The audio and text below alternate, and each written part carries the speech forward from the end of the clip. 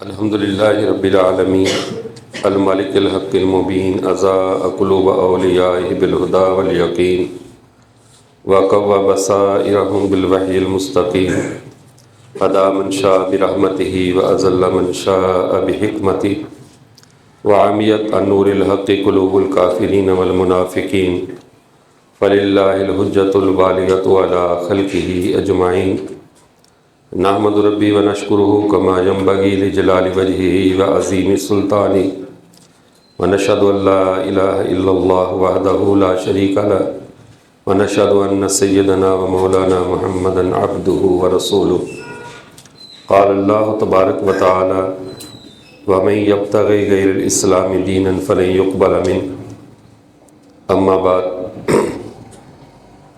عزیز طلباء کرام، ہماری آج کی اس نشست کا عنوان الحاد کے حوالے سے کہ ہمارے بر صغیر پاک و ہند میں اور پوری دنیا میں جو آئے روز الحاد کی نئی نئی الحادی تحریکات اٹھ رہی ہے، ان کا نقطہ نظر اور اسلام پر ان کے طریقہ واردات، ان کا حملوں کا جو طریقہ ہے، اس حوالے سے انشاءاللہ گفتگو ہوگی۔ اور دوسری نشست میں جو قادیانیوں کا عقیدہ ہے اجرائے نبوت کا، اس کے حوالے سے انشاءاللہ تفصیل سے گفتگو ہوگی۔ عزیز طلباء کرام، آپ حضرات کو اللہ نے یہ سعادت بخشی کہ آپ نے اپنی سالانہ تعطیلات میں عقیدے کے حوالے سے منعقد ہونے والے اس کورس میں شرکت کی، دار بنی ہاشم میں تشریف لائے، مختلف علماء کرام سے مختلف اوقات میں آپ نے مختلف عناوین کو پڑھا سمجھا۔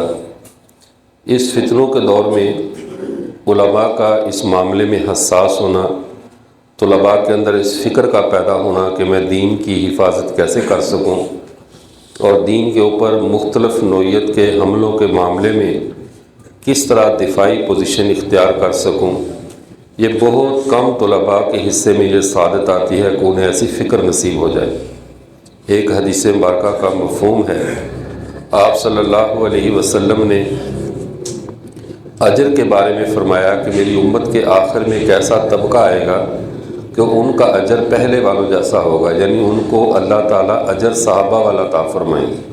وہ درجے میں تو صحابہ کے برابر نہیں ہوں گے، کیونکہ بعد والی ساری امت بھی مل کر کسی صحابی کے درجے کو نہیں پہنچ سکتی، لیکن اجر ایک الگ چیز ہے، منصب ایک الگ چیز ہے۔ ان کے منصب کے مطابق تو نہیں ہوں گے، لیکن اجر ان کو پہلے والوں والا دیا جائے گا۔ صحابہ نے پوچھا من ہم یا رسول اللہ، اللہ کے رسول وہ کون لوگ ہیں، ان کی نشانی کیا ہے؟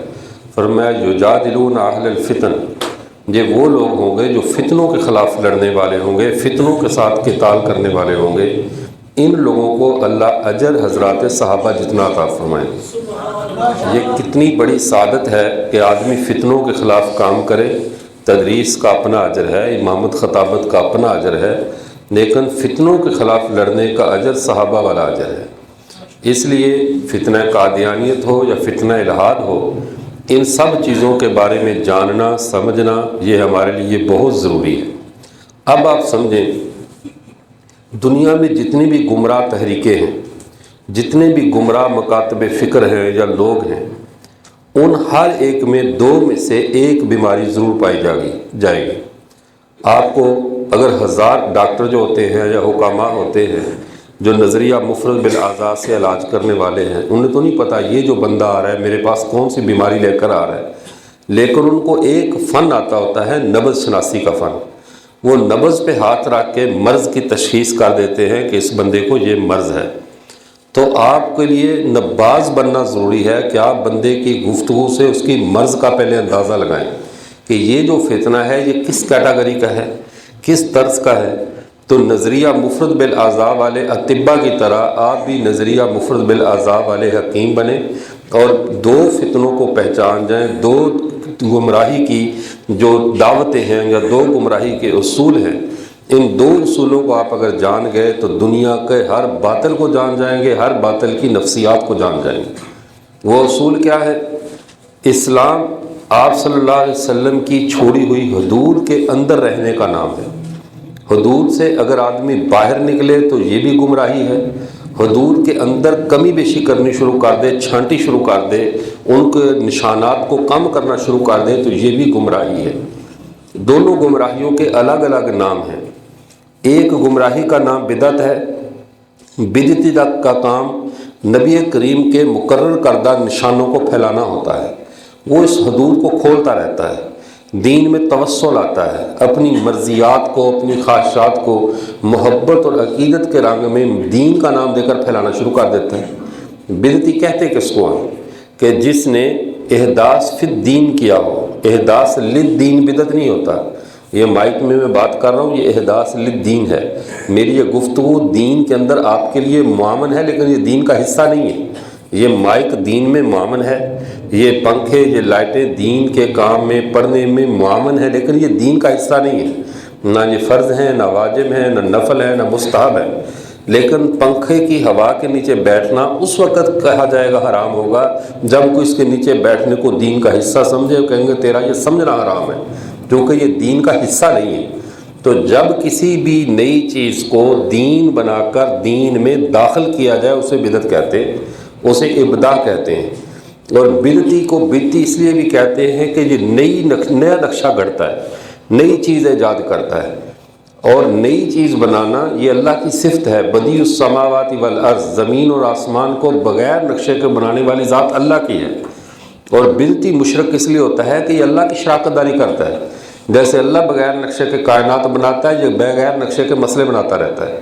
وہ اس کا نقشہ نہ قرآن میں ہوتا ہے، نہ حدیث میں، نہ حضرات صحابہ کے پاس کہیں بھی اس کے مذہب کا نقشہ ڈیٹا موجود نہیں ہوتا، لیکن یہ اتنا جری ہوتا ہے کہ رسول اللہ کی شریعت کے مقابل شریعت کھڑی کر دیتا ہے، اللہ کے دین کے مقابل دین کھڑا کر دیتا ہے۔ بدیع السماوات والارض، وہ بغیر نقشے کے بنائے، وہ تو رب ہے۔ یہ کیا چیز ہے جو نیا دین بنا رہا ہے، نئی شریعت بنا رہا ہے؟ اس لیے بدعتی کا جرم اتنا بڑا ہے کہ آپ صلی اللہ علیہ وسلم نے فرمایا ان اللہ لا يقبل لصاحب بدعۃ صوما ولا صلاۃ ولا صدقۃ ولا حجا ولا صرفا ولا عدلا یخرج من الاسلام کما تخرج الشعرۃ من العجین۔ یہ ابن ماجہ میں حدیث ہے۔ فرمایا، یہ 12 نمبر حدیث کا، حدیث 12 یا 5 نمبر ہے، کہ جو اسلام کے اندر بدعت کا ارتکاب کرتا ہے، اللہ اس کی نہ نماز قبول کرتے ہیں، نہ روزہ قبول کرتے ہیں، نہ فرض قبول کرتے ہیں، نہ حج، نہ نفل، کچھ بھی قبول نہیں کرتے، ولا صرفا ولا عدلا، نہ ولا حجا ولا جہادا، کچھ بھی عمل قبول نہیں ہوتا۔ یخرج من الاسلام، اسلام سے ایسے نکل جاتا ہے جیسے مکھن سے آٹے سے بال کو نکال دیا جاتا ہے۔ اللہ کو اتنا غصہ اس پہ کیوں ہے بدعتی پہ؟ کہ اس نے نہ رسول اللہ پہ اعتماد کیا، نہ اللہ پہ اعتماد کیا، نیا دین کھڑا کر دیا۔ تو آپ جب بھی کسی گمراہ کو دیکھیں جو دین میں ان الفاظ کے ساتھ نئی چیز کا اضافہ کرے گا، حرج کیا ہے، یہ کر لیا تو پھر کیا ہوا، حرج کیا ہے، کر لیا تو پھر کیا ہوا، بڑے بھی کرتے رہے، تو اس کے پاس گویا کے چونکے چناچے کی اتنی لمبی دلیلیں ہوں گی کہ جس کا کوئی سر پیر نہیں ہوگا، وہ ہمیشہ دین میں اضافہ کرے گا۔ تو جتنے بھی اہل بدعت ہیں، دین میں اضافہ کرنے والے ہیں، کوئی خاص مکتبہ فکر میرے نشانے پہ نہیں ہے، لیکن میں بات کو اصول سمجھا رہا ہوں کہ جو بھی دین سے بڑھوتری والا کام کرے وہ کون ہوتا ہے؟ بدعتی۔ کون ہوتا ہے؟ اور وہ مشرک کی طرح بدتر ہے کہ اللہ اور اللہ کے رسول کا یہ مقابلہ کرتا ہے۔ ایک اصول ہوا۔ دوسرا اصول ملحد، یا دوسرا جس کو کہتے ہیں گندم ہوتی ہے نا، بدعتی کا کام جیسے گندم کے اندر بھی ایک سٹا ہوتا ہے، اسی گندم کی شکل کا ہوتا ہے لیکن وہ گندم نہیں ہوتا۔ بدعتی کا عمل دین کی شکل کا ہوتا ہے لیکن دین نہیں ہوتا۔ اور کیڑا ایک ہوتا ہے جس کا کام ہوتا ہے ثابت شدہ گندم کو کھا کر ختم کرنا اور خراب کرنا۔ ملحد دین میں نئے مسئلے کا اضافہ نہیں کرتا، ملحد دین کے اندر ثابت شدہ مسائل کا انکار کرتا ہے۔ دنیا کی جتنی بھی اب گمراہیاں دیکھ لو انہی دو باتوں پہ چل رہی ہیں۔ کچھ لوگ دین کو بڑھانے کے چکر میں ہیں، کچھ گھٹانے کے چکر میں ہیں، ایسی ہے یا نہیں؟ کچھ ثابت شدہ چیزوں کا انکار کر رہے ہیں، کچھ غیر ثابت شدہ کو دین بنانے کی کوشش میں ہیں۔ اہل سنت والجماعت کو اس لیے رسول اللہ صلی اللہ علیہ وسلم نے ناجی فرقہ قرار دیا، ناجی جماعت قرار دیا کہ یہ نہ بڑھاتے ہیں نہ گھٹاتے ہیں۔ جس منہج پہ، جس ترتیب پہ اللہ کے نبی صحابہ کو چھوڑ کر گئے، امت اس تسلسل سے چلی ہے، یہ اسی تسلسل سے پیچھے چلتے ہیں، نہ دین بڑھاتے ہیں نہ کم کرتے ہیں۔ تو جو دین بڑھائے وہ بدعتی اور جو کام کرے وہ ملحد۔ تو یہ دو بندوں کے نام آپ نے یاد رکھنے ہیں، دو طبقے ہیں، دو کیٹاگریاں ہیں، دو گمراہیاں ہیں، ایک کا نام بدعت ہے اور ایک کا نام الحاد ہے۔ بدعت کا کام بڑھانا ہے اور الحاد کا نام گھٹانا ہے۔ جب آپ پتہ نہیں کون کون سے درجات سے ہیں، کس درجے، لیکن ابھی آپ پڑھ رہے ہیں یا فارغ التحصیل ہے، لیکن ابھی آپ نے زندگی میں کام کرنا ہے۔ آپ نے ایک کتاب یہ پڑھنی ہے، بدعت اور اہل بدعت، علامہ خالد محمود صاحب کی یہ کتاب ہے، بدعت اور اہل بدعت۔ اس کتاب کو اچھی طرح زبانی یاد کر لیں، ہضم کر لیں۔ پوری زندگی میں جہاں بھی جس رنگ میں بھی بدعتی آئے گا، آپ اس کے سے دین اسلام کا دفاع کر سکتے ہیں۔ میں مسلک کا دفاع نہیں بات ہی کر رہا، ہمارے مسلک اور اسلام یہ دو متضاد چیزیں نہیں ہیں، آپ دین اسلام کا دفاع کر سکتے ہیں۔ سمجھ آئی بات؟ تو کس چیز میں؟ جب آپ نے بدعت اور اہل بدعت کے بارے میں پڑھ لیا، اچھی طرح یاد کرنا ہے، پڑھنا ہے، اس کو سمجھنا ہے۔ اس کتاب کو علامہ خالد محمود صاحب کی کتاب ہے بدعت اور اہل بدعت۔ تو ایک پوری چین قیامت تک کے ان گمراہ لوگوں کی جو دین بڑھائیں گے، ان کا جواب آپ کو آ گیا۔ اب جو دین گھٹائیں گے ملحدین ہیں۔ ملحدین کا سب سے بڑا جو ہوتی ہے نا ان کی حفاظتی کور ہوتا ہے، وہ ہوتا ہے تقیہ۔ وہ اپنے آپ کو چھپا کے رکھتے ہیں دین کے لبادے میں، خیر خواہی میں۔ لیکن اس کی سنت کیا ہے ان کے ساتھ معاملے میں کام کرنے کی؟ اللہ کی سنت کیا ہے؟ اللہ کی سنت یہ ہے کہ جو لوگ الحاد کی راہ اختیار کریں انہیں مخفی نہ رکھا جائے، انہیں چھپا کے نہ رکھا جائے، پردہ نہ ڈالا جائے۔ ملحد پہ پردہ نہیں ڈالتے۔ اللہ کی سنت یہ ہے لا یخفون علینا، ہم ان کو اپنے اوپر چھپا کر نہیں رکھتے۔ جیسے بجلی کی تاریں ننگی ہوں تو ان کو فوری طور پہ ڈھانپ دیا جاتا ہے کہ یہ خطرہ ہے، اس کو ڈھانپ دو، ٹیپ لگاؤ اوپر یا کم از کم اوپر کوئی شاپر چڑھا دو، ان کو ڈھانپ دیا جاتا ہے۔ لیکن ساتھ لکھ دیا جاتا ہے یہ شارٹ ہے، کیونکہ یہ خطرہ ہے، فریج شارٹ ہے، موٹر شارٹ ہے، ساتھ نشان لگائے بھی شارٹ ایسے ہاتھ نہ لگائے۔ سڑک ٹوٹی ہوئی ہے تو وہاں پہ نشان لگاتا ہے، متبادل راستہ اختیار کریں، آگے سڑک ٹوٹی ہوئی ہے۔ چونکہ الحاد کا مطلب ہی توڑ پھوڑ ہوتا ہے، تو جہاں توڑ پھوڑ ہو رہی ہو وہاں پہ نشان لگانا پڑتا ہے، اسے مخفی نہیں رکھا جاتا۔ پول پرانا ٹوٹا ہوا اسے مخفی نہیں رکھا جاتا، بتایا جاتا ہے کہ جہاں بچ جاؤ یہ الحاد ہے۔ تو ملحد سے بچنے کا ایک ہی طریقہ ہے، ملحد سے بچنے کی ایک ہی راہ ہے کہ اس کے الحاد کو مخفی نہ رہنے دیا جائے، سب پر واضح کر دیا جائے بھائی یہ ملحد ہے، یہ دین کے مسائل خراب کر رہا ہے، یہ دین کے فلاں فلاں باتوں کا منکر ہے، اس کے ساتھ رعایت نہ کی جائے، پردہ اس کا بھرم نہ رکھا جائے ملحد کا۔ یہ حل ہے ملحد کا، علاج صرف یہی ہے کہ اس کا بھرم نہ رکھا جائے، اسے بالکل اوپن کر دیا جائے۔ ملحدین جن لوگوں نے الحاد پہ کام کیا، اب میں چونکہ دونوں رخ واضح کر کے میں آج اپنا دوسرا رخ جو الحاد والا ہے اس پہ گفتگو کرتا ہوں۔ جن لوگوں نے الحاد کا فتنہ پھیلایا، جن لوگوں نے اسلام میں الحاد کی تخم ریزی کی، ان کے بارے میں اگر ہم سمجھیں تو آپ اس کو دو کیٹاگریوں میں تقسیم کر سکتے ہیں ملحدین کو۔ ایک ہیں ملحدین مغرب، ایک ہیں ملحدین مشرق۔ ملحدین مغرب کا طریقہ کار کیا ہے اور ملحدین مشرق کا طریقہ کار کیا ہے، یہ بات سمجھ لیں۔ آپ مشرقی ہیں یا مغربی ہیں؟ بولو مشرقی کیسے ہیں بھئی آپ کو؟ زبردست، ماشاءاللہ۔ یہ کہہ رہے ہیں کہ ہم دنیا کے مشرق کی طرف واقع ہیں تو ہم ہوئے مشرقی، تو جو مغربی کی طرف واقع ہیں وہ مسلمان نہیں ہیں۔ مشرقی کی یہ تعبیر نہیں ہے، یہ مشرقی کا مطلب یہ ہے جتنے بھی انبیاء اور رسل آئے ہیں وہ مشرق کی طرف آئے ہیں۔ کس طرف آئے ہیں؟ تمام آسمانی تہذیبیں، سناتنی دھرم، حضرت سام کی اولاد جو نوح کی، کیونکہ سارے انبیاء حضرت نوح کی اولاد میں سے سام کی اولاد ہیں، جن کے نام پہ ملک شام ہے، شام جن کے نام عربی میں سنسکرت وہ عبرانی سے جب آیا تو اس کو شام کہا گیا۔ کوئی اس طرح کی کوئی اس کی تحقیق ہے، میرے پوری تحقیق علم میں نہیں۔ تو یہ شام جو سام ہے، اب وہ سام مشرق میں تھا، اسی کی نسل سے سارے انبیاء ہیں، اس لیے جتنے بھی انبیاء کے پیروکار ہیں ان کو مشرقی کہا جاتا ہے، چاہے وہ مغرب میں رہیں، شمال میں رہیں یا جنوب میں رہیں۔ بات سمجھ میں آ گئی؟ اور جتنے بھی انبیاء کی تعلیمات سے ہٹ کر چلنے والے ہیں، یعنی یورپی لوگ، مغرب میں کوئی نبی نہیں آیا، بر اعظم ایشیا یورپ میں کوئی نبی نہیں آیا، تو جب کوئی نبی اس طرف اللہ نے نہیں بھیجا، ان کو وہ ہے حام کی اولاد اور یافس کی اولاد، تو ان کو کیا کہا جاتا ہے؟ مغربی۔ کیا کہتے ہیں؟ مغربی، کہ ان کی طرف کوئی مشرق کے علوم نہیں گئے، کیونکہ علوم نبوت کی صفت میں ابھار ہے، سورج کا طلوع ہونا، ابھرنا، مشرق، نبیوں کی تعلیمات میں ابھار، اور یہ سارے ملک شام، بر اعظم ایشیا کے رہنے والے انبیاء، اور مغرب کے اندر جو ہے وہ سلسلہ نہیں تھا، مغرب میں آبادیاں بھی نہیں تھیں، مغرب ویسے بھی ٹھنڈا تھا، اللہ نے سارے نبی گرم علاقوں میں بھیجے تاکہ ان کی گرم گرم دعوت ٹھنڈے ملکوں کو خود ہی کور کر لے گی۔ ٹھنڈے ملکوں میں نبی بھیج کر ٹھنڈا تھوڑا کرنا تھا کہ معاملات ٹھنڈے ہو جائیں، ساری دعوت ٹھنڈی ہو جائے۔ تو اللہ نے ہمیں مشرقی ہیں، ہم لوگ کیا ہیں؟ تو مشرقی کس وجہ سے ہیں؟ علوم مشرقیہ کی وجہ سے، اور علوم مشرقیہ کون ہے؟ جو علوم انبیاء ہیں۔ اب بات سمجھ میں آ گئی؟ ہم نبیوں کے علوم کے وارث ہیں، اور اہل مغرب نبیوں کے علوم کے وارث نہیں ہیں۔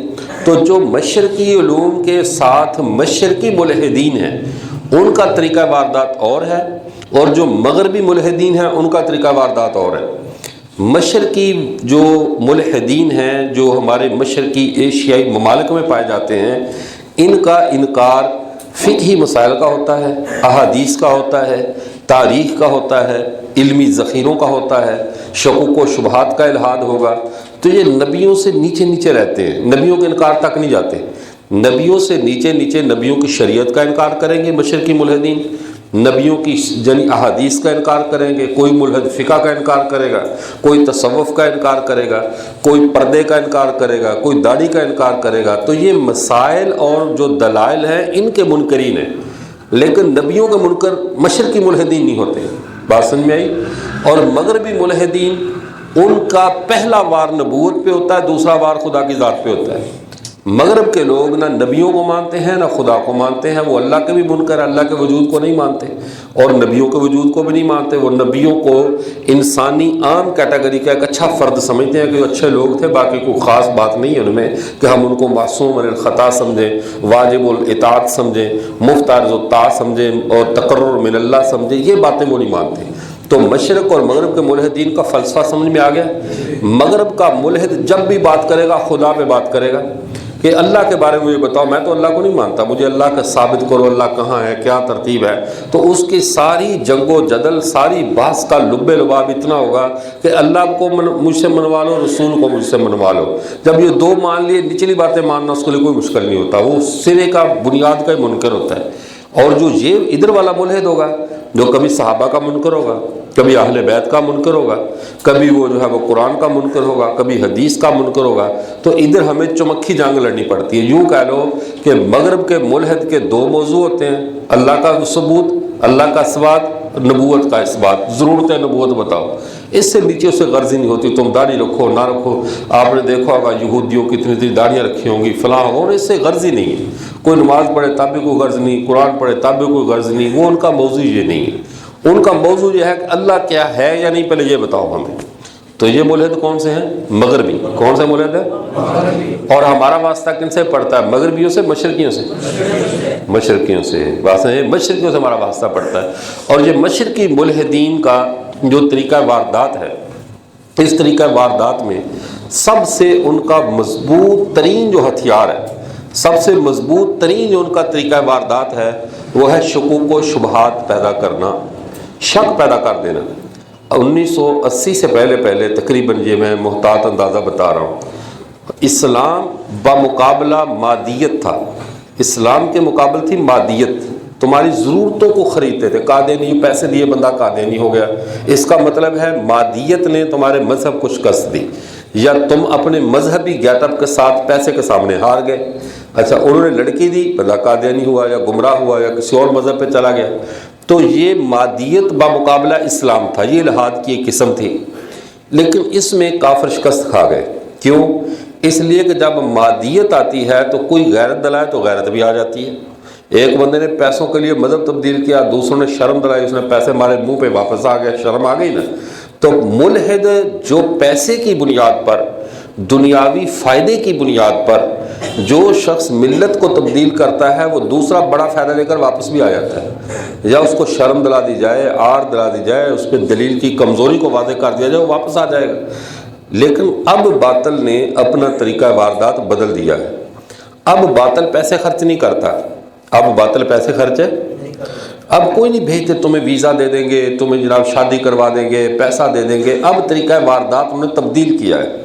اب وہ تمہارے دل میں ایمان کے مقابل، جیسے پہلے مادیت تھی، اب وہ ایمان کے مقابل شکوک و شبہات کو لے کر آ گیا ہے۔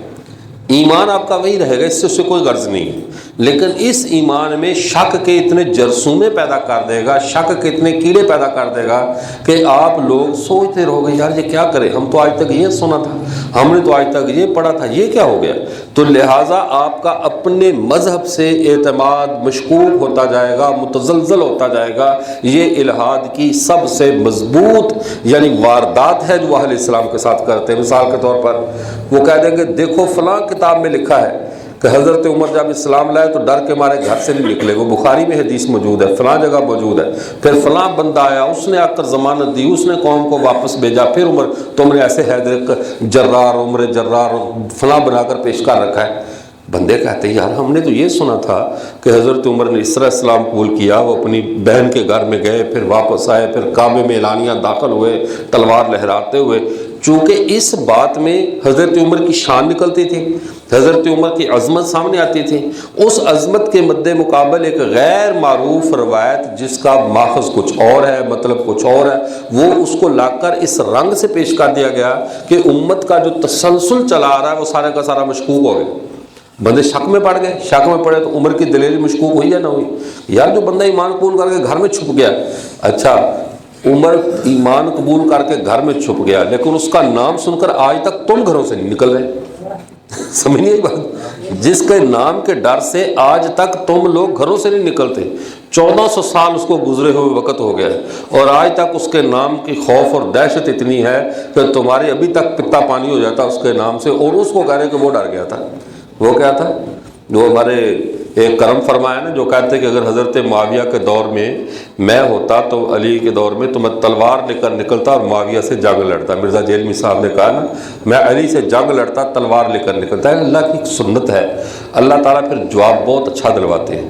جو حضرت معاویہ جس کے سامنے کبھی روم اور یہ کیسر و کسرا کی طاقتیں تھر تھر کانپتی تھی، اس کے مقابل تلوار لے کر نکلنے کی بات کر رہا تھا، اللہ نے کسی بہت ہٹے کٹے موٹے مفتی کو اس کے مد مقابل نہیں بھیجا کہ شاید بندہ کہ یہ ڈر گیا ہوگا نا، طاہر اشرفی بھی جا سکتا تھا، وزن بھی تھا، سارا کچھ تھا، یا کوئی اور کسی کو، مثال کہہ رہا ہوں عبدالحنان صدیقی صاحب ہیں جو صحت مند لوگ ہیں، ان کو بھیجا جا سکتا تھا، لیکن اللہ نے بالکل دبلے پتلے سے بندے کو بھیجا جو کہ خود جو سمجھ لو کہ ہوا کی مرہین منت ہوتا ہے کہ تیز ہوا چلے تو پتہ نہیں کہاں چلا جائے، دبلا پتلا سا 3 دن تک دروازے پہ بیٹھا رہا، اور معاویہ کے مقابل نکلنے والا مفتی طارق مسعود کے مقابل ہی نکلا۔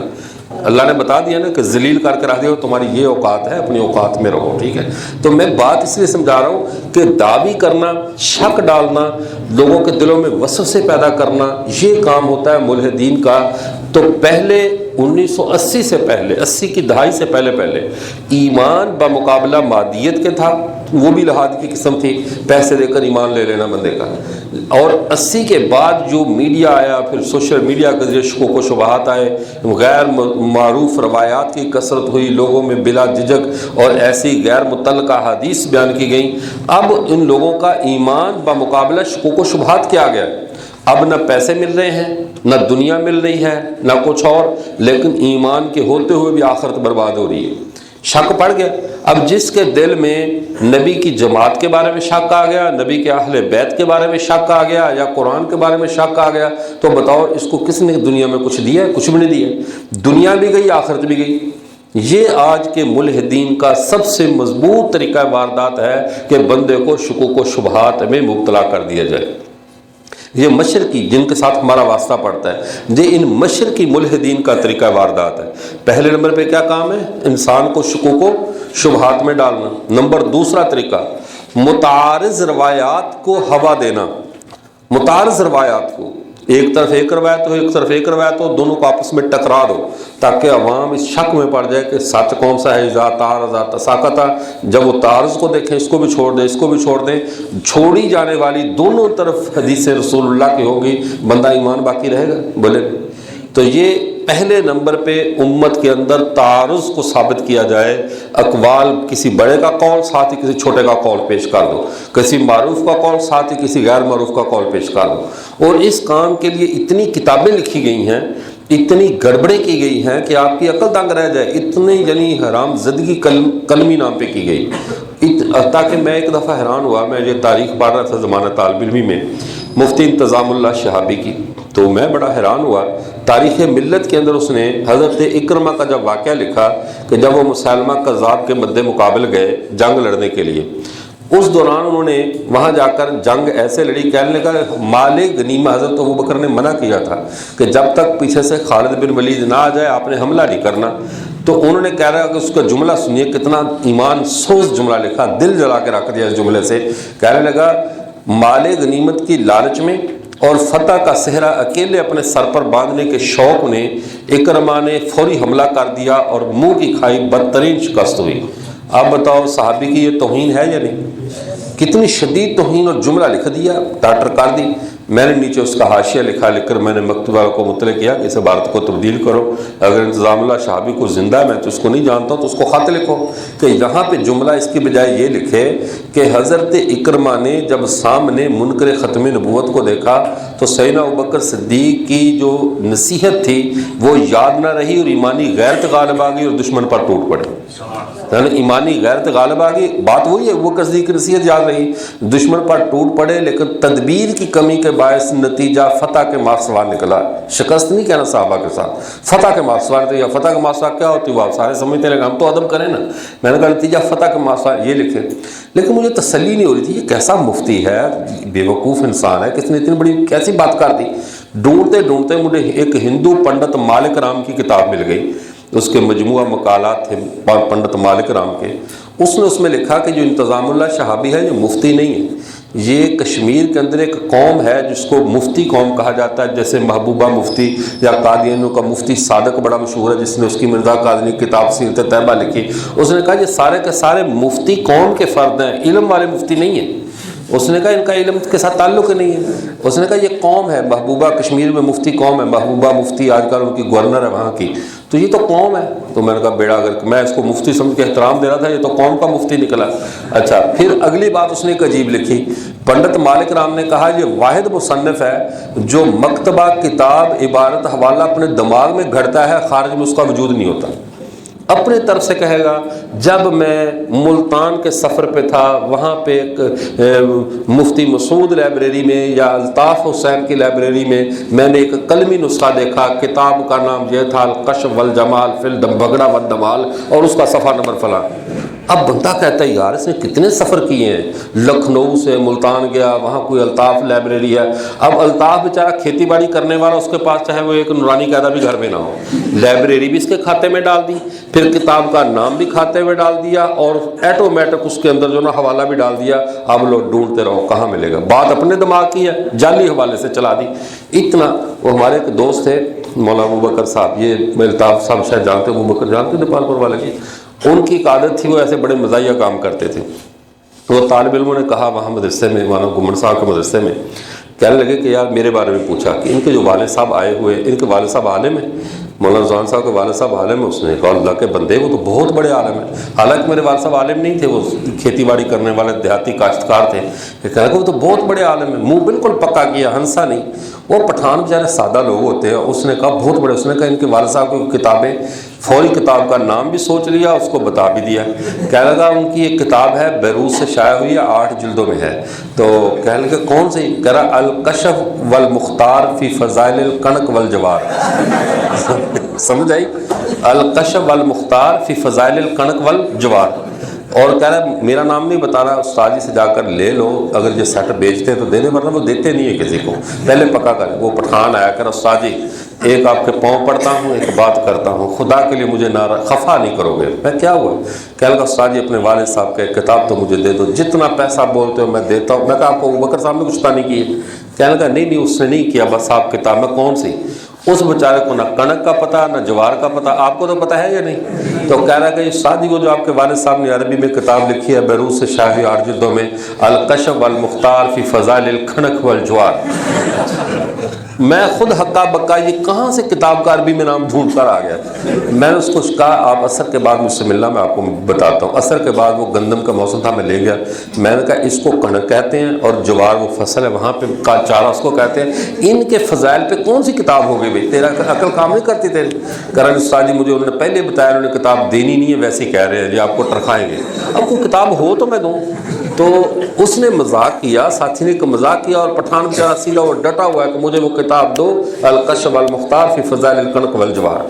اب یہ اس طرح کا تھا پنڈت یہ مفتی انتظام اللہ شہابی. تو ایسے لوگوں نے تاریخ کے اندر اتنی کتابیں غلط حوالوں سے, غلط اسناد کے ساتھ اتنی باتیں داخل کر دی ہیں کہ اگر چھانٹی کرنے پہ آ جائے نا تو یقین کیجئے آگ بھی لگانی پڑے تو شاید پٹرول کم پڑ جائے آگ لگانے کے لیے. اتنا غلط مواد, غلط سلط ہمارے مقدسات کو, مذہبی مقدسات کو, ہماری مذہبی روایات کو خلط ملط کر کے ایسے پیش کیا. اب آپ اندازہ کریں ان لوگوں نے کیسے دجل سے کام لیا. جہاں پر امت کی عقیدت بن سکتی ہے یا امت کی کوئی محبت قائم ہے, کسی موقع نہیں جانے دیا اسے مشکوک کرنے کا ان ملحدین نے. حضرات صحابہ نے ایک جنگ میں نعرہ لگایا, آپ نے سنا ہوگا, وہ کھڑکیاں ٹوٹ گئیں اور یہ ہوا, قلعے میں دراڑیں پڑ گئیں. اب ٹھیک ہے سندن یہ واقعہ کمزور ہے یا صحیح ہے, لیکن کم از کم اس واقعہ سے اتنا تو ثابت ہوتا ہے نا کہ صحابہ کی آواز میں اللہ نے بجلی کی کڑک رکھی ہوئی تھی, اللہ نے اس کے اندر برکت دی اور وہ قلعے کی دیواریں ٹوٹ گئیں. اب ملحد ایف بہل ہے, ایف بہل مستشرق, اس نے اس پہ تبصرہ کرتے ہوئے ایسا جملہ بولا کہ دیکھنے والا سمجھے بڑی سائنسی بات کر رہا ہے, لیکن اس نے اندر دجل کیا کیا.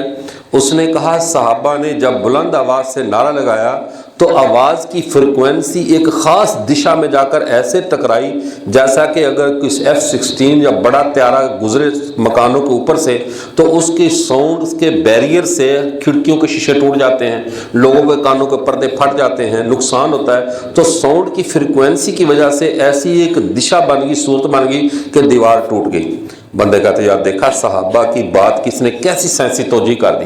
بھئی یہ سائنسی توجیہ نہیں کی اس نے اللہ کی قدرت کا انکار کیا ہے, ایک کرامت والے واقعے کو اسباب کے ساتھ جوڑ دیا ہے.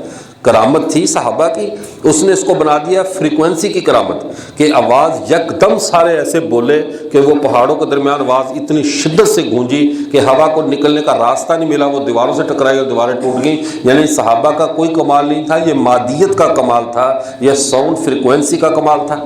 نتیجہ کیا نکلا, بندوں کے دل صحابہ کی عظمت کی بجائے سائنس کی ٹیکنالوجی اور فریکوینسی کی طرف چلے گئے. یہ ہے ان لوگوں کا طریقہ واردات. اصل بات سے ہٹاؤ, ان کے دل میں اسلام کی کسی بات کی عظمت اور توقیر باقی نہ رہے, مادیت کی توقیر, سائنس کی ترقی ان کے دماغ میں آ جائے. یہ ہے ملحدین کا دوسرا طریقہ واردات. نمبر 3, اہل تصوف کو بڑا بنا کر پیش کرنا. اہل تصوف کو یعنی یوں سمجھ لو کہ خدا کے زمین پر جتنے بھی کنڈکٹر اور کنٹریکٹر ہیں نا وہ سارے اہل تصوف ہی ہیں. بارش ہوتی ہے تو بزرگوں کی دعاؤں سے, زلزلے آتے ہیں تو ان کے کہنے پہ. صوفیت کو, تصوف کو اس لائن سے ہٹا کر پیش کرو. تصوف کس لیے ہوتا ہے بھائی؟ تزکیہ باطن کے لیے. اس لیے ہوتا ہے یا نہیں ہوتا؟ بولے کیا آپ کے ہاں بھی جو بھینس کو تویز دے کہ اس کی کٹیاں پیدا ہوں وہ اس لیے تصوف ہوتا ہے؟ ہمارے ہاں پیر کا مطلب یہ ہوتا ہے کہ تمہاری اولاد نہیں ہے تو وہ اولاد لے دے. خدا کے خزانوں سے جو لینے والی چیز آپ کو نہیں مل رہی, پیر ہم نے ATM کارڈ کے طور پہ رکھے ہوئے ہیں کہ ATM کارڈ اللہ کے خزانے میں ڈالو اور نکالو جو مال نکلتا ہے. ہماری آخرت ٹھیک ہو رہی ہے یا غلط ہو رہی ہے, سے غرض نہیں ہے. پیری مریدی اسی کام کے لیے نا کہ اور کسی کام کے لیے؟ پیری مریدی کا, تصوف کا مقصد صرف اتنا ہے کہ ہمارا ظاہر اور باطن اللہ کا تابع ہو جائے, بس. اس کے علاوہ پیری مریدی کا کوئی تعلق نہیں ہوتا. پیری مریدی, تصوف, شیخ آئینے کی مثال ہوتا ہے. جب ہم آئینے میں اپنا منہ دیکھتے ہیں تو ہمیں اپنا ہی منہ نظر آتا ہے, درمیان میں آئینہ نظر نہیں آتا. کہ آتا درمیان میں آئینہ نظر, حالانکہ ہوتا درمیان میں ہے. تو بندے کا اللہ سے اتنا تعلق قائم ہو جائے کہ درمیان میں پھر پیر نظر نہ آئے, اپنا رب ہی نظر آئے. یہ ہے تصوف, باطن کو اتنا صاف کرنا. لیکن انہوں نے یورپی ان جو مستشرقین تھے, جو کہ ملحدین تھے, انہوں نے پہلے پیروں کا اتنا بڑا ہوا بنایا. جیسے ابھی بھی دیکھو سوشل میڈیا پہ 2 طرح کے لوگ کام کر رہے ہیں. آپ کہو نا, اس کو یوں سمجھ لو, اس نے یہ مولوی صاحب آگے آگے جا رہے ہیں, یہ گند پھیلاتے جا رہے ہیں, شاپر سے کوڑا کرکٹ باہر پھینکتے جا رہے ہیں. یہ پھینکتے کیوں جا رہے ہیں؟ یہ گیم کا حصہ ہے. یہ کس چیز کا حصہ ہے؟ یہ میں مثال دے رہا ہوں، یہ شاپر اٹھایا، یہاں پھینکا، وہاں پھینکا، وہاں پھینکا، 2-3 ایسی چیزوں پر شاپر پھینک دیا جن کو چوری کرنا تھا، ٹھیک ہے نا. کسی کے پیسے پڑے تھے، بٹوا پڑا تھا، اس نے وہاں بھی گندا شاپر پھینک دیا. پیچھے کوڑا اٹھانے والے آ رہا ہے، اس کو کہا اٹھاؤ، یہ گالیاں دیتا ہوا آ رہا ہے، ان پیروں نے گند ڈالا ہوا ہے، انہوں نے یہ کیا، اور غصے میں سب کچھ صاف کرتا جا رہا ہے. حالانکہ جو گند ڈال رہا ہے وہ بھی مشورے سے ڈال رہا ہے، جو اٹھا رہا ہے وہ بھی مشورے سے اٹھا رہا ہے. اب ہوا کیا کہ جب اس نے گند ڈالا تو اس کو کوئی اچھا کہے گا؟ سارے کیا کہیں گے؟ یار یہ غلط کر رہا ہے، ٹھیک ہے یہ بندہ صحیح کام کر رہا ہے، صفائی کر رہا ہے. اب لوگوں کو اس کی اچھائی کی طرف دھیان جائے گا، اس کی برائی کی طرف دھیان جائے گا، پتہ تب چلے گا جب یہ دوسرے چوک تک جائے گا. پیچھے لوگوں کو کتنے بٹوے اٹھا کر لے گیا، کتنے جناب موٹر سائیکل ساتھ لے گیا، کتنا سامان چوری کر کے لے گیا، موبائل لے گیا، وہ پتہ چلتا ہے بعد میں. اب بدعتیوں نے ایک کام پکڑا ہوا ہے، وہ ممبر پر بیٹھ کر آئے روز کلپ بنا رہے ہیں، غوث پاک یوں کرتے ہیں، غوث پاک، وہ واقعات پھیلا رہے ہیں، گند ڈال رہے ہیں مارکیٹ کے اندر. وہ غوث پاک یوں کرتے ہیں. غوث پاک نے 40 سال تک جو ہے وہ کسی کے گھر میں لڑکی بن کر بچے دیے، کسی اور نے، غوث پاک نے اس کو کہا، پھر وہ دوبارہ پانی میں ڈبکی لگائی، ادھر نکلا تو غوث پاک کا مریض تھا. وہ یوں ہوا، ایک بندے نے آ کر غوث پاک کو سلام کیا، آپ نے فرمایا وعلیکم السلام وعلیکم السلام. کہا یہ 2 بار کیوں جواب دیا؟ کہا ایک بار جب میں ماں کے پیٹ میں تھا تو نے اس وقت آ کر ہمارے گھر میں سلام کیا تھا، اس وقت میں جواب نہیں دے سکا، ایک وہ سلام بقایا ہے میں آج ادا کر رہا ہوں. کیا اب یہ واقعہ مارکیٹ میں پھیلانے والا ہے یا اٹھانے والا ہے؟ اب الطاف گٹو لے کر نکلا کہ میں یہ سارے واقعات اکٹھے کرتا ہوں، یہ بھی جھوٹ، یہ بھی جھوٹ، یہ بھی جھوٹ. اب آپ کو الطاف بہت اچھا لگے گا، کیوں؟ گند میں نے ڈالا، یہ گند اٹھا رہا ہے. اور اس نے ساتھ چلتے چلتے ایک واقعہ غلط ڈالا، 2 صحیح واقعات بھی شاپر میں ڈال کے لے گیا ساتھ. ہوا ایسے کہ نہیں ہوتا؟ اب آگے آگے پیر پرست اور بدعتی لوگ اتنا گند ڈال رہے ہیں تصوف کے نام پہ کہ مارکیٹ کو بدبودار کر دیا ہے، توحید کا نام و نشان مٹا کے رکھ دیا ہے، لوگوں کو شرک کے راستے پہ لے جا رہے ہیں. سب کچھ جو ہوتا ہے بس بغداد شریف سے ہوتا ہے یا کسی اور جگہ سے ہوتا ہے یا فلاں بابے ننگ درنگ سے ہوتا ہے، اور مرزا جیلمی جیسے لوگ پیچھے بڑا جھاڑو اور ٹرالا اور ٹریکٹر لے کر آ رہے ہیں، وہ ہر چیز کو اٹھا کر لے جا رہے ہیں. ایسے ہو رہا کہ نہیں ہو رہا؟ یہ میں نے تمثیل سے بات کو واضح کیا. وہ گند کو صاف کرنے کی آڑ میں صحیح واقعات، صحیح بزرگ، صحیح اولیاء اللہ، ان سب کو بھی کچرے کے ڈبے میں ڈال کر لے جا رہا ہے. اور عوام کیوں خوش ہے؟ یہ بندہ صحیح ہے، اس نے صحیح علاج کیا. وہ دیکھو نا جھوٹ کتنے بول رہے تھے. وجہ کیا ہے؟ جھوٹ پھیلانے والا بھی ڈیوٹی پر ہے، اٹھانے والا بھی ڈیوٹی پر ہے. وہ گند پھیلانے کا مجرم ہے، یہ گند کے ساتھ اصل حقائق اٹھانے کا مجرم ہے. گند اٹھائے تو ہمیں کیا اعتراض ہے؟ دیکھو بھی اگر کوئی غلط بات کا انکار کرتا ہے، وہ مرزا جیل بھی کرے، آپ کریں، میں کروں، ہمیں کیا اعتراض ہے؟ لیکن جب ایک غلط کی آڑ میں ساتھ 10 صحیح کا بھی وہ انکار کر دیتا ہے تو پھر حقیقت مشتبہ ہوتی کہ نہیں ہوتی؟ یہ ہے آج کے مستشرقین کا طریقہ واردات کہ پہلے نمبر پہ گند پھیلاؤ، دوسرے نمبر پہ گند صاف کرنے کے نام پہ تمہارے مسلمہ مذہبی تشخصات، معتقدات، نظریات کا بھی صفایا کر کے رکھ دو، کرامات کا انکار کر دو، ہر چیز کو رگڑ کے رکھ دو. تو پہلے نمبر پہ کیا تھا؟ شکوک و شبہات پھیلانا. دوسرے نمبر پہ کیا تھا؟ روایات کے تعارض کو ہوا دینی. تیسرے نمبر پہ اہل تصوف کو خدا بنا کر دکھانا، بڑا بنا کر دکھانا. نمبر 4 اہل تصوف ہی کی تنقید کرتے ہوئے صحیح کا بھی انکار کر دینا. نمبر 5 پانچواں کام یہ ہے عقلی خالص علمی مباحث کو عوام الناس میں ڈسکس کرنا.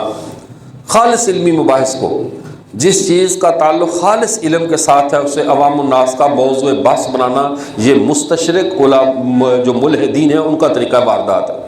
جس بحث کا عوام سے تعلق ہی نہیں.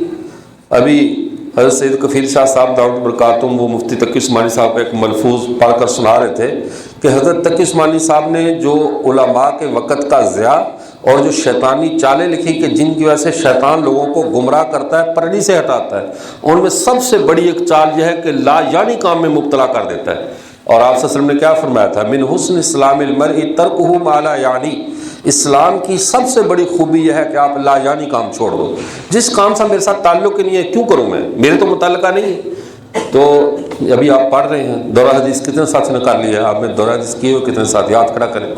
ماشاءاللہ ماشاءاللہ. جو کر رہے ہیں یا کریں گے یا آگے جا کر پڑھیں گے، ایک بات آج پلے باندھ لو، جو بات آپ کے موضوع کے متعلق نہ ہونا، نہ اس کا جواب دینا ہے، نہ اس میں سوال کرنا ہے، نہ اس میں ناک گسیڑنی ہے، زندگی پرسکون ہو جائے گی. پہلے جب ہم نئے نئے تھے نا تو ہمیں بڑا جنون تھا، اٹھے کتابیں پڑھتے، ادھر سے سوال آ رہا اس کا جواب، ادھر سے سوال آ رہا ہے، اپنی طرف سے سمجھتے تھے ماشاءاللہ ہم علم کل ہے کہ ہر سوال کا جواب دے لیتے ہیں۔ آہستہ آہستہ جب حضرت تھانوی رحمہ اللہ کو پڑھا اتنی عقل آئی، اب اگر کوئی ہم سے اللہ کے نبی اور صحابہ سے نیچے کوئی بھی سوال کرے ہم جواب ہی نہیں دیتے، ہم کہتے ہیں ہم نوکر ہیں رسول اللہ کے، ایسے ہے یا نہیں ہے؟ ان کے بارے میں کوئی بات ہے تو پوچھو، باقی میں اس کا نوکر تو نہیں، یہ تو شاگرد ہے میرا، میں اس کا اعتراض وہ یہ کہہ رہا ہے، اس نے کہا جی پچھلے دنوں پتہ نہیں کوئی سوال کیا فلاں ایک عالم کا نام لے کر، کہنے لگا جی انہوں نے کتاب میں یہ لکھا ہے، میں کہا میرا نام محمد رضوان عزیز ہے، کہنے لگا نہیں میں ان کا پوچھ رہا ہوں، میں کہا ان کو تو جانتا کہ نہیں جانتا؟ میں کہا کس سال میں فوت ہوئے حضرت، اللہ جنت نصیب فرمائے، کس سال میں فوت ہوئے؟ کہنے لگا نہیں جی فوت نہیں ہوئے، آپ سمجھ نہیں رہے میری بات کو، میں وہ جو زندہ عالم دین ہے انہوں نے اپنی فلاں کتاب میں یہ لکھا ہے۔ تو میں کہا جس نے لکھا وہ بھی زندہ ہے، کتاب بھی موجود، اور وہ بندہ کہاں رہتا ہے تجھے یہ بھی پتہ ہے، اور فون مجھے آنے والا میں کر رہا ہے کہ یہ کیوں لکھا ہے۔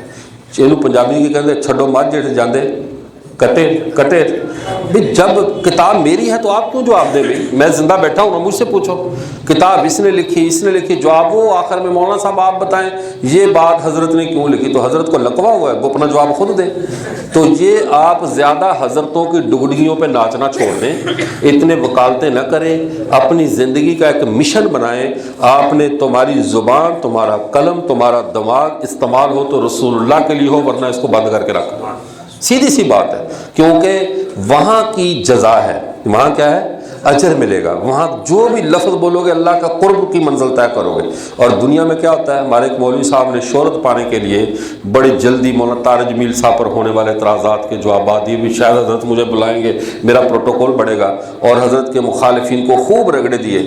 اور جب حضرت کے پاس گیا، حضرت فلاں بندے نے کلاس میں دورہ حدیث میں کہ آپ کے اوپر ہونے والے اعتراضات کے بڑے جواب دیے، کہا کہ حضرت یہ بندہ انتہائی بے وقوف ہے، اس کو کس پاگل نے کہا تھا میرا دفاع کر؟ لو جی ساری گئی نا بحث پانی میں، سمجھے؟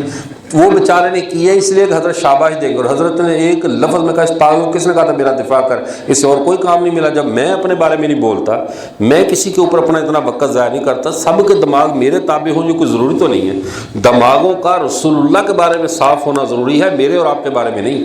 تو رسول اللہ کے بارے میں اگر کسی مومن کے دماغ میں کچرا آ جائے اسے صاف کرو، یہ تمہاری اور میری ڈیوٹی ہے۔ میرے بارے میں آ جائے کوئی صفائی دینے کی ضرورت نہیں، کسی کے بارے میں آ جائے کو وہ زندہ بیٹھا پوچھ لو، مار گیا تو اس کی قبر پہ جا کے چلا کاٹو، ہم کو ٹھیکیدار تھوڑی۔ ٹھیک بات سمجھ میں آ گئی نا؟ تو آپ کی آدھی زندگی پرسکون ہو جائے گی، آدھی زندگی، ورنہ ڈھونڈتے رہو گے فلاں نے لکھا، فلاں کتاب کا کیا جواب، فلاں کا۔ دیکھو جو اعتراض ہوتا ہے نا یہ بکری کے تھن جیسا ہوتا ہے، جتنی بار دباؤ گے کہ قطرہ آتا ہی رہنا آتا ہی رہنا، 1000 بار دباؤ، 1,00,000 بار دباؤ، اعتراض تو ختم ہی نہیں ہونے۔ تو جب بکری کے تھنوں سے جیسے دودھ نہیں ختم ہوتا، قطرہ قطرہ آتا رہتا ہے، موترز کے دماغ سے کیڑے ختم نہیں ہوتے۔ تم جتنے مرضی مارٹن سپرے ڈال لو، ان کو سوالوں کا جواب دے لو، اس نے کوئی نہ کوئی بات نکالتے ہی رہنا ہے۔ تو آسان حال یہ ہے کہ چے نخا رفتی کی مازا غربا، جہاں پہ خارش نہیں ہو رہی وہاں خارش نہ کیا کرو، بس چھوڑ دیا کرو اس کو، ہر جگہ پہ خارش نہ کیا کرو، ہر سوراخ میں ناک نہیں گھسیڑنی۔ بات سمجھ میں آ گئی؟ اب بات کو سمجھو، یہ جو ملحدین کے جو طریقہ واردات ہیں، ان لوگوں نے اسلام کی جس طرح بنیادوں کو مشکوک کیا ہے، ان وارداتوں میں سے سب سے بڑی واردات آدمی کے ایمان کو بمقابلہ شکوک و شبہات کے کھڑا کرنا ہے، متعارض روایات کو ہوا دینا ہے، اہل تصوف کو بہت اوپر چڑھانا ہے، پھر اہل تصوف کے نام پہ نیچے سے سیڑھی کھینچنا ہے، سب لوگوں کو رگڑا دینا ہے۔ اور اگلا ان کا جو طریقہ واردات ہے وہ یہ ہے کہ مسلمانوں کے جو مسلمات ہیں، مسلمانوں کے جو اہم مسلمات ہیں جس پر امت چلی آ رہی ہے، ان کو متنازع کر دیا جائے، مسلمات کو متنازع کر دیا جائے۔ عیسیٰ علیہ السلام کا نظریہ بالکل ان کی حیات کے عقیدے پہ امت کا اجماع ہے۔ اب جو اجماع کے خلاف بولے، ایک دو فضول لوگوں کے بولنے سے اجماع نہیں ٹوٹا کرتا، اب وہ پیسے دے کر بندے کھڑے کریں گے۔ جیسے تمہارا وہ مظفر گڑھ کا ایک ہے مولوی عثمان ہے نا، تو وہ حیات عیسیٰ کا منکر ہے۔ اب اس ایک بندے کو قادیانیوں نے جس نے جو پیسہ انویسٹ کیا کر کے اس سے ویڈیو ریکارڈ کئی مناظرے کروائے کہ عیسیٰ علیہ السلام زندہ نہیں ہے، اب جب اس نے حیات عیسیٰ کا انکار کیا، پوری قادیانی لابی کو ایک ڈیٹا مل گیا کہ تم اس کو کیسے اجماع کہتے ہو، یہ تو مخالف ہے، کیسا اجماع ہے، یہ تو مخالف ہے۔ وہ اجماع کا یہ مطلب تھوڑا ہے کہ جب بھی کوئی ٹونگ کرے گا اجماع ٹوٹ جائے گا، اجماع ہے کوئی پلاسٹک کا لوٹا تھوڑی ہے وہ 1 منٹ میں ٹوٹ جائے گا۔ اس لیے امت کا اجماع قوت دلیل میں کتاب اللہ کے برابر ہے۔ اس بات کے وزن کو سمجھو 3 دلیلیں وزن میں ہم پلہ ہیں، 3 دلیلیں وزن میں ہم پلہ ہیں۔ نمبر 1 کتاب اللہ، نمبر 2 اجماع امت، نمبر 3 تواتر۔ فقہی مسائل پہ اعتبار سے اجماع کی تقسیم نہیں کرنی، پہلے کتاب اللہ، پھر حدیث رسول، پھر اجماع امت، پھر قیاس، یہ فقہی مسائل کے لیے ہے۔ جب بات عقائد کی آئے گی تو عقائد میں نہ قیاس چلتا ہے، نہ خبر واحد چلتی ہے، نہ ایک حدیث واحد چلتی ہے۔ عقائد میں ایک دلیل ہوتی ہے، وہ دلیل کا نام ہوتا ہے دلیل قطعی۔ کیا اس کو کہتے ہیں دلیل؟ کیونکہ عقائد کا تعلق قطعیات کے ساتھ ہے، تو دلیل قطعی ہونی چاہیے، اور قطعیت 3 سے ثابت ہوتی ہے، قرآن سے، اجماع سے اور تواتر سے۔ تو یہ اصول ذہن میں رکھو، جب بھی عقیدے کے خلاف کوئی ملحد خبر واحد پیش کرے تو اسے صاف کہہ دو کہ عقیدہ خبر واحد سے نہ ثابت ہوتا ہے، نہ خبر واحد سے رد ہوتا ہے۔ سمجھ آئی؟ کوئی عقیدے کے خلاف قیاس پیش کرے تو صاف کہہ دو عقیدہ نہ قیاس سے ثابت ہوتا ہے، نہ قیاس سے رد ہوتا ہے۔ عقیدہ ثابت ہوتا ہے کتاب اللہ سے، تو کتاب اللہ پیش کر اس کے رد میں۔ عقیدہ ثابت ہوتا ہے اجماع امت سے، تو اجماع امت پیش کر۔ عقیدہ ثابت ہوتا ہے تواتر سے، تو تواتر کو ثابت کر دے۔ رد بھی تواتر کا چاہیے، ثبوت بھی تواتر کا۔ اجماع ثبوت، رد بھی، ثبوت بھی اجماع کا چاہیے، رد بھی اجماع کا۔ ثبوت بھی قرآن کا چاہیے، رد بھی قرآن کا۔ جب یہ 3 دلیلیں ہوں گی تو آپ عقائد کے معاملے میں کسی بھی ملحد سے مار نہیں کھاؤ گے، کسی بھی ملحد سے مار نہیں کھاؤ گے۔ ہر ملحد کے فتنے کو آپ دبا سکتے ہیں۔ بات سمجھ میں آئی؟ مشکل تو نہیں ہوئی بات آپ کے لیے؟ سمجھ آ رہی ہے؟ اب بات کو سمجھو۔ اور جب فقہی مسائل آئیں، فقہی مسائل میں خبر واحد بھی چلے گی، فلاں بھی چلے گی، لیکن یہاں پہ جو آپ کا کورس ہو رہا ہے یہ فقہی مسائل کا کورس نہیں ہے، یہ اعتقادات کا کورس ہے، معتقدات کا کورس ہے۔ اور اعتقادات میں ہمارے ختم نبوت ہے، حیات عیسیٰ ہے، ظہور مہدی ہے، یہ سارے نظریات کا تعلق اعتقادات سے ہے، اور اعتقادات میں اخبار احاد ہمارے ہاں نہیں چلتی۔ ٹھیک ہو گیا؟ بات سمجھ میں آ گئی؟ اور نہ اخبار احاد کی وجہ سے ہم اعتقادات پر حملہ آور کو برداشت کر سکتے ہیں کہ اس کے کسی اعتراض کا ہم جواب دیں۔ اب بات کو سمجھیے، یہ ہو گئے ملحدین کے وہ طریقے جن کے ساتھ وہ ہمارے مسلمات پر حملہ آور ہوتے ہیں۔ اور جو ایک میں نے بات کی کہ جو اہم حساس امور ہیں ان کو عوام الناس کے اندر موضوع بحث بنانا۔ امام بخاری رحمۃ اللہ علیہ نے باب قائم کیا، باب من خص بالعلم قوما دون قوم کراہیۃ ان لا یفہموا، خاص لوگوں کی بات کبھی عام لوگوں کو نہ بتانا، اس ڈر سے کہ ہو سکتا ہے وہ بات کو نہ سمجھے، امت میں فتنہ پیدا ہو جائے۔ اور اس پر حضرت علی رضی اللہ تعالیٰ کی موقوف حدیث لائے، حدث الناس بما یعرفون اتحبون ان یکذب اللہ ورسولہ، لوگوں کو اتنی بات بتاؤ جتنی ان کو ہضم ہو سکے، ان کی فہم اور سمجھ میں آ سکے۔ کیا تم اللہ اور اللہ کے رسول کو جھٹلانا چاہتے ہو؟ آپ ایک جاہل اٹھ کر کہے بخاری کی حدیث نمبر 2812 یہ 2812 کے پتہ نہیں کیا، اس میں حضرت لکھا ہے باغی گروہ حضرت عمار کو قتل کرے گا، حضرت معاویہ نے قتل کروایا لہذا وہ باغی ہیں۔ اب یہ خالص پیچیدہ علمی گفتگو رکشے والوں کا موضوع ہے، بار ریڑھی والوں کا موضوع ہے، یہ تو ان لوگوں کا موضوع ہی نہیں ہے، موضوع ہے خالص اہل علم کا، اور اٹھا کر دے دیا کن کو؟ جاہلوں کی زبان میں۔ اس لیے عبداللہ بن وہب المصری رحمۃ اللہ علیہ فرماتے تھے الحدیث مضلۃ الا الفقہاء، حدیث گمراہ کرتی ہے سوائے فقہا کے۔ اگر فقیہ نہیں ہے بندہ، اندر بندہ مجتہد نہیں ہے، وہ حدیث پڑھے گا گمراہ ہو جائے گا۔ کیوں؟ حدیث اس دور کے واقعات، اپ ڈاؤن، نشیب و فراز، اس ساری تاریخ کا نام ہے، اور تاریخ میں کہاں نسخ ہے، کہاں کیا ہے، اس حدیث میں کون سی حدیث منسوخ ہے، کس کے راوی ثقہ ہیں، کس کے غیر ثقہ ہیں، اس کا ہر بندے کو کہاں پتہ ہے؟ ہر بندہ تو متن حدیث میں بات کرے گا نا۔ تو جب آپ نے متن عوام الناس کے سامنے ایسا رکھ دیا تو عوام کو دھوکہ لگے گا کہ نہیں لگے گا؟ اس لیے ہر بات عوام میں بیان کرنے والی نہیں ہوتی، ہر بات عوام الناس کے ساتھ تذکرہ کرنے والی نہیں۔ اور ملحدین اسلام کی اس حساسیت کو سمجھتے ہیں، اسلام کے اس نقصان کو جس چیز سے پہنچایا جا سکتا ہے، اس راز کو جانتے ہیں کہ اسلام کو نقصان تب پہنچتا ہے جب اس کے امور کے اندر نااہل لوگ گفتگو کرنی شروع کر دیں۔ نبی کریم سے صحابی نے پوچھا تھا نا متی تقوم الساعۃ یا رسول اللہ، اللہ کے رسول قیامت کب قائم ہوگی؟ فرمایا اذا وسد الامر الى غیر اہلہ فانتظروا الساعۃ، جب معاملات نااہل لوگوں کے سپرد ہوں پھر قیامت کا انتظار کرنا۔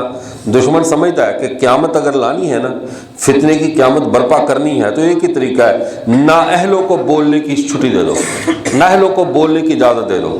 سبحان اللہ۔ حضرت عمر رضی اللہ تعالیٰ کے دور میں اتنا سخت چیک اینڈ بیلنس تھا، اتنا سخت چیک اینڈ بیلنس تھا کہ ایک بات بھی پٹڑی سے اترنے کسی کو ہمت نہیں ہوتی تھی پٹڑی سے اتر کر بات کرے، کیونکہ وہاں ریاست کی ریٹ قائم تھی، کوئی گڑبڑ کر ہی نہیں سکتا تھا نا، ایک مزاج تھا۔ حتیٰ کہ یہاں تک اگر کسی بندے کے اعتقادات سے، گفتگو سے، ایک تھا ان کا کمانڈر تھا، اس کا نام تھا زبی، حضرت عمر کے دور میں کمانڈر تھا، لوگوں سے کہتا ہے یار تم سورہ مرسلات کی نا تلاوت کیا کرو، اس کے مطلب کو سمجھو، کیا سورہ زاریات کو پڑھا کرو۔ وہ اتنی مغلق صورت ہے اپنے معنی میں، حکم میں، تفسیر میں، بڑے بڑے علماء کے رونگٹے کھڑے ہوئے تھے اس کو، اور وہ عوام الناس کو کیا کہتا ہے، سورہ زاریات پڑھا کرو، مطالعہ کیا کرو، یعنی علمی کتابی بنو۔ یہ کیا تم سیدھے سیدھے صحابی بنے پھر رہے ہو؟ پڑھو کتابیں جا کر، سورہ زاریات دیکھو۔ حضرت عمر کو ان کے جنرل نے خط لکھا، حضرت جی یہ جو فوجی جنرل صاحب ہیں نا ہمارے، یہ عوام میں یہ مشورہ دے رہے ہیں عام صحابہ کو، عام سپاہیوں کو سورہ زاریات پڑھا کرو، فرمایا اس کو بھیجو ذرا میرے پاس مدینے میں۔ اس وقت بلا لیا، ادھر بھی حضرت عمر تھے، یہ تھوڑا تھا جنرل صاحب ہیں تو ہوں گے اپنے گھر، ادھر تو امیر المومنین خلیفہ کے سامنے کسی کی یعنی ہمت نہیں تھی کہ آگے بول جائے۔ اس کی ٹینڈ کروائی تھی، سر پہ پگڑی باندھی، آ گیا مسجد نبی میں، حضرت نے سامنے بٹھا لیا اور کھجور کی تازہ ترین چھڑی منگوا لی، جس کو ہے ڈنڈا منگوا لیا، پوچھا نہیں اس سے، پگڑی اتار کے سائڈ پہ رکھی اور سر پہ دے طرح کی مارنی شروع کر دی۔ اس نے پہلے پوچھا حضرت میرا جرم کیا ہے؟ فرمایا تجھے سورہ زاریات کی تفسیر پڑھا رہا ہوں، ٹھہر جاتا ہے۔ اب سر پہ جب لگے ڈنڈے، خون بہنے لگا سر کا، تکلیف سے برا حال ہوا، اٹھا اپنی تلوار نکال کر امیر المومنین کو دے کہنے لگا، کہہ رہا حضرت اگر تو ارادہ میرے قتل کا ہی ہے تو میری تلوار لے کر میرا سر اڑا دو، لیکن اگر معافی کی گنجائش ہو سکتی ہے تو میں آپ سے وعدہ کرتا ہوں آج کے بعد میں کسی کو سورہ زاریات کا نہیں کہوں گا، آج کے بعد میں کسی کو سورہ زاریات پڑھنے کا مشورہ نہیں دوں گا، تلاوت کرو، میں نہیں کہوں گا تحقیق کرو، میری توبہ آج کے بعد۔ رگڑا دیا، فوج کے عہدے سے معزول، کہا اس کو بند کر کے رکھو، دوبارہ عوام الناس میں شر نہ پھیلائے۔ اور یہاں پر کیا ہے، جس کے پاس کوئی 25-30 ہزار والا موبائل ہے، یوٹیوب کا پیکج لیا، بند کمرے میں اس طرح کیمرہ لگایا، مفتی اعظم بن کے پوری قوم سے خطاب کر رہا ہے، میری سمجھ میں یوں آ رہا ہے، یوں آ رہا ہے، فلاں۔ یار کیسی حماقتیں۔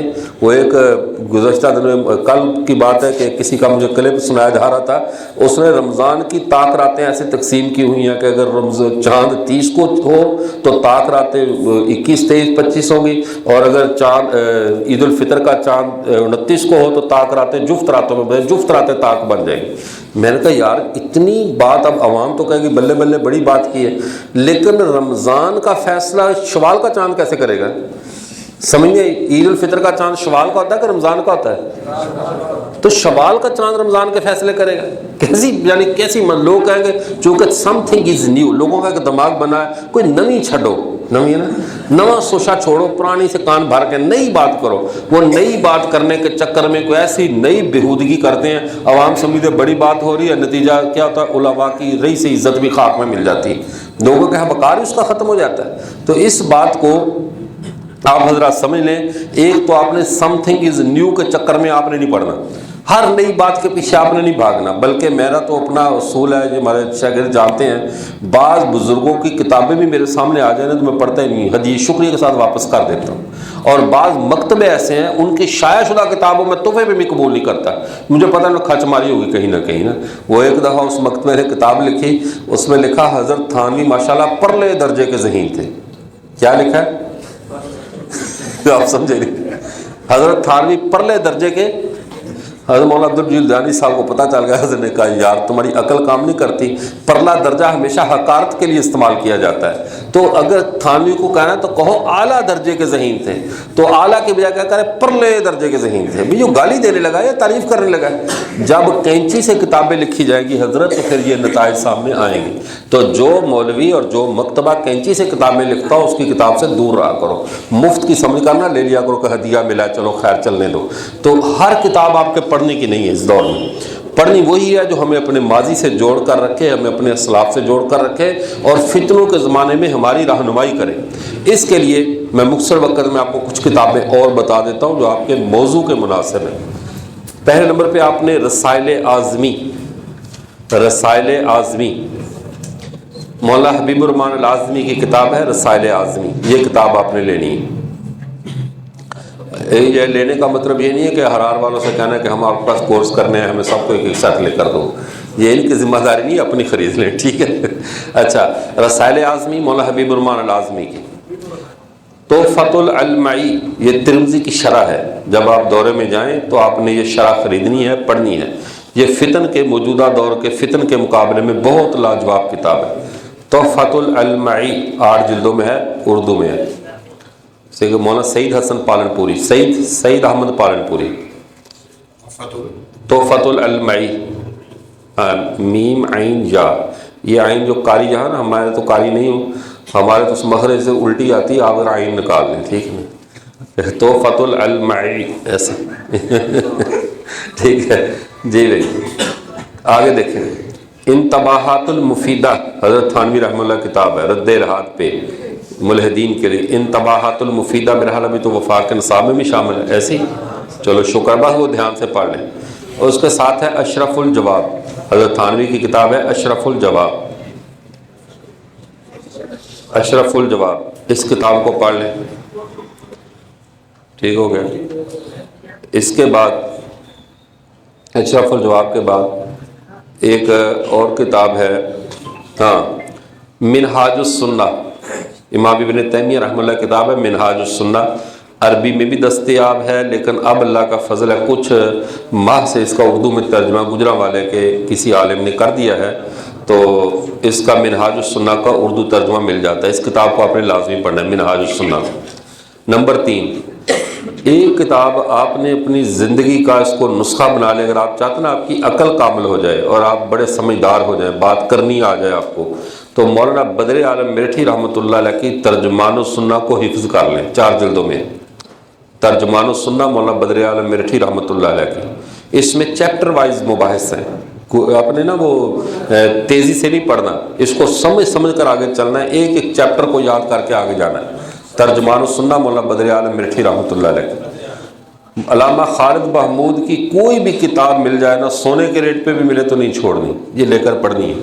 عصر حاضر کے فتنوں سے بچنے کے لیے ان کی کتابیں ساری ہی ایک سے بڑھ کر ایک ہے، مولانا علامہ خالد محمود صاحب کی، بالخصوص کتاب الاستفسار، کتاب الاستفسار، کتاب الاستفسار اور ابقات، یہ دونوں علامہ خالد صاحب کی ہیں، الاستفسار اور دوسرے ابقات 2 جلدوں میں۔ یہ کتابیں ساری آپ کے پڑھنے کی ہیں اگر آپ الہاد اور جدید دور کے فتنوں کے بارے میں جاننا چاہتے ہیں۔ ایک فتنہ وہ ہے جس کو تکلیف یہ ہوتی ہے ہر وقت حضرات صحابہ پر یا اعتراض کرتا رہتا ہے یا اعتراض پیدا کرتا رہتا ہے، یا خود کرے گا یا کھڑے کرتا رہے گا اعتراضات، لیکن ایک طریقہ ہے کہ ہمیں ان اعتراضات کے جوابات یاد ہوں۔ اس کے لیے ایک کتاب ہے مولانا میر محمد میاں والوی صاحب کی کتاب 1000 سوالوں کے جوابات، میر محمد میاں والوی صاحب کی کتاب ہے 1000 سوالوں کے جوابات، ان کے 1000 سوال ہمارے 1000 جواب۔ یہ کتاب کوئی 500-700 روپے کی آ جائے گی، یہ خرید لیں، یہ بھی آپ کو بہت فائدہ دے گا۔ اور ایک کتاب ہے کہ ہم ان پہ سوال کریں اور ان کے پاس جواب نہ ہو، اور ان کی طبیعت صاف کرنے کے لیے، اس کتاب کا نام ہے ایقاظ الاذہان عن مقاصد الشیطان، ایقاظ الاذہان عن مقاصد الشیطان، دوست محمد قریشی صاحب رحمۃ اللہ علیہ کی، ایقاظ الاذہان عن مقاصد الشیطان، یا اس کو دوسرا اردو میں ترجمہ انہوں نے یہ کیا ہے دشمنان اصحاب رسول سے 1000 سوالات، اردو میں اس کا ترجمہ دشمنان اصحاب رسول سے، میرے ہاتھ تالیفات اشرفیہ والوں کے پاس سے مل جاتی ہے، دشمنان اصحاب رسول سے 1000 سوالات۔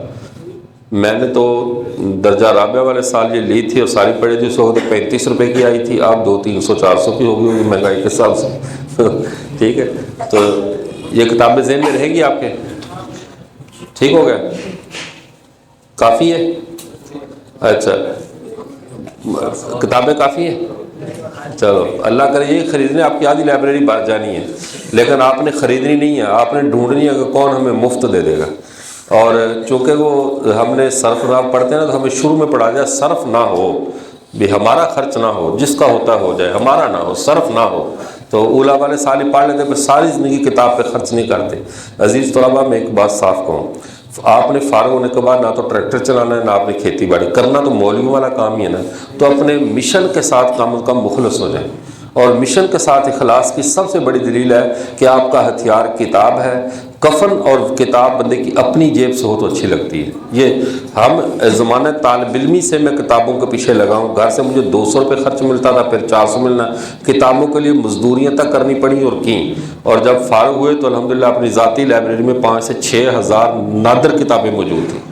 اور پھر چلتے چلتے ابھی تو ماشاءاللہ میری بہت بڑی لائبریری جو میرے طلباء وہ جانتے جو گھر میں گئے ابھی، حتیٰ کہ آخری وقت جہاں تک ہوا ہمارے گھر کے ٹوٹل 5-6 کمرے، سارے کمرے کتابوں سے بھر گئے. 3 جب کمرے بھر گئے تو والد صاحب نے کہا کتابیں خریدنی بند کر دو. وہ دیہاتی آدمی تھے نا، تو وہ کہتے کتابیں خریدنی بند کر دو، میں جدھر بھی لیٹوں پاؤں کسی نہ کسی کتاب کی طرف ہوتے ہیں، مجھے مر لینے دو، اس کے بعد کتابیں خرید لینا. مجھے مرنے دو پھر کتابیں خریدنا. کہ چاروں طرف تو کمروں میں الماریاں بنی ہوئی ہیں ہر طرف، تو جدھر بھی پاؤں کرتا ہوں آگے کتابیں ہیں. تو وہ بیچارے راہداری میں سوتے تھے اس ادب کی وجہ سے کہ وہ کتابوں کو پاؤں نہ ہو جائے. تو خیر پھر ان کے لیے کمرہ ہم نے سیٹ کیا، ادھر کتابیں پھر نہیں رکھی، خالی کی. تو پھر مجھے انہوں نے کتابیں خریدنے منع کیا. تو بہت ساری کتابیں ابھی تک میرے تھیلوں میں پڑی ہوئی ہیں جو کمروں میں رکھی، ان کو رکھنے کی جگہ نہیں. لیکن مجھے پتا ہوتا ہے کہ اس کتاب میں کیا، کیونکہ ہتھیار اپنے. پھر کتاب خریدنے میں انتہا پسند بن جاؤ.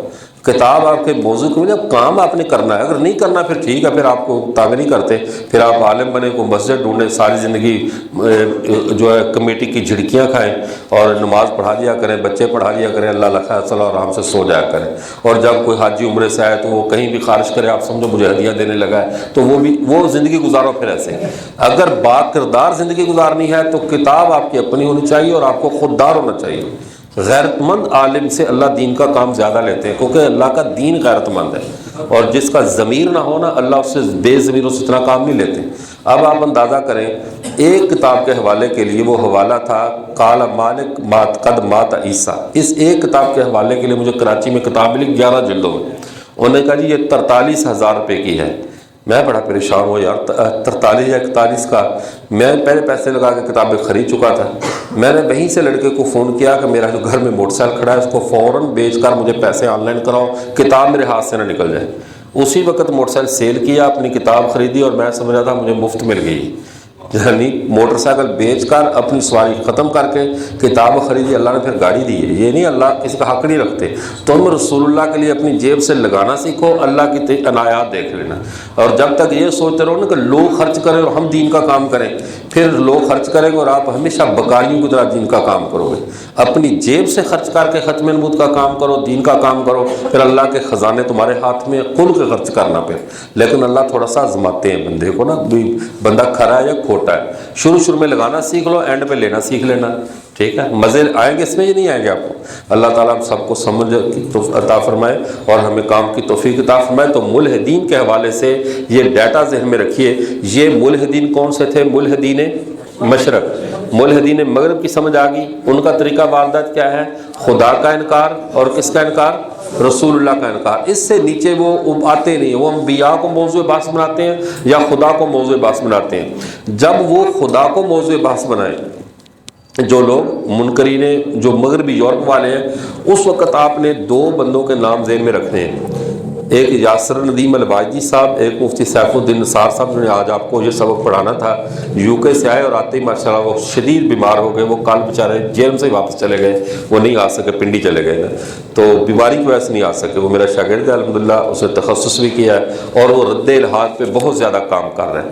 تو عقلیات سے خدا کو ثابت کرنا. ملحدین عقلیات جنہوں نے اللہ کے وجود کا انکار کیا، انبیاء کا انکار کیا، آپ ان کو اللہ کیسے ثابت کرو گے؟ وَلِلَّهِ الْأَسْمَاءُ الْحُسْنَى وَلَهُ نُورُ السَّمَاوَاتِ وَالْأَرْضِ. یہ آیتوں کو تو وہ مانتا ہی نہیں ہے، تو آپ کیا ثابت کرو گے؟ جو ملحد ہے مغرب کا، وہ ثابت مانتا ہے عقل کے ساتھ، اور آپ کی عقل کامل ہوگی جب آپ 2 کتابیں پڑھو گے. وہ 2 کتابیں کون سی ہیں؟ ملحدین مغرب کے لیے تو بتانی چاہیے، کتاب کی نہیں بتانی چاہیے. یا آپ نے جانا ہی نہیں ہے مغرب میں؟ جانا ہے مغرب، جانا دیتے آپ نے. وہ ایک عالم کہنے لگے حضرت جی وہ نا انگریزی سیکھنی چاہیے یورپ میں دین کا کام کرنے کے لیے. میں کہا تو تھوڑی سی رشین بھی سیکھ لو، رشیا میں بھی دین کا کام کی ضرورت ہے. ادھر غریب ریاستوں میں آپ کو دین کا کام یاد نہیں آتا ہے. رشیا میں، ازبک زبان میں، آگے قزاقستان ہے، یہ ساری چونکہ غریب ریاستیں، وہاں ہمارا 1 روپے ان کے 80 روپے اور 100 روپے کے برابر ہوتا ہے. تو وہاں دین کا کام نہیں یاد آتا. دین سارا ادھر ہی لے کر بھاگتے ہیں یورپ کی طرف، مغرب کی طرف. تو آپ مولانا ادریس کاندلوی رحمۃ اللہ علیہ کی 2 کتابیں ہیں. ایک ہے عقائد الاسلام، ایک ہے عقائد الاسلام، ایک ہے علم الکلام. یہ دو، اور ایک تیسری کتاب بھی لکھ لیں، اس میں بھی کچھ مباحث عقلیات پہ ہیں، اسلام اور نصرانیت۔ مولا ادریس کاندھلوی بھی عقلیات کے امام تھے۔ آپ نے جب یہ کتابیں پڑھ لی تو وہ خدا کا منکر آ جائے، آپ اس کو 5 منٹ نہیں چلنے دو گے۔ آپ کو پتہ ہوگا عقلی دلائل سے اللہ کا وجود کیسے ثابت کرنا ہے، نبیوں کا وجود کیسے ثابت کرنا ہے۔ عقائد الاسلام مولا ادریس کاندھلوی کی، علم الکلام ادریس کاندھلوی رحمۃ اللہ علیہ، اسلام اور نصرانیت یہ بھی ادریس کاندھلوی رحمۃ اللہ علیہ کی۔ ان کتابوں کو آپ نے ہضم کر لینا ہے، جس کو ہے نا کھول کے پی لینی ہے اچھی طرح، تو انشاءاللہ العزیز ان ساری گمراہیوں کا آپ مقابلہ کر سکتے ہیں۔ جزاکم اللہ خیر، وآخر دعوانا الحمدللہ رب العالمین۔